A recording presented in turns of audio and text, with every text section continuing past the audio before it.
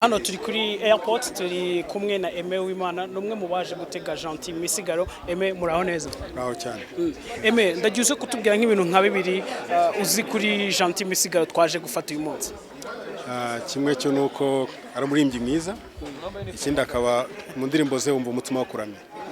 Ibyo ni bibiri bikomeye, umutima wo kuramya Imana kandi akaba ari umurimbyi mwiza. So ikindi nabonye ni ikintu nuko ubona aha agaciro bagenzi be bahanzi bagenzi be nayibonye mu gitaramo cyanjye ubona abigira nk'ibyo. So yes, Aime kuba uyu munsi turi kumwe nawe hano kuri airport bifuza iki mu muziki nyarwanda? Bivuze gushyigikirana. Bivuze gushyigikirana ko tugomba umuntu muri mu muhamagaro umwe ugomba gufatana amaboko kugira ngo icyo muhamagaro mugikore neza. Hanyuma ijambo rimwe ku bantu badukurikiye, tubona abantu benshi bari gukora ibitaramo ntitukunze kubona bagenzi babo baza kubafata, ijambo rimwe bababwira?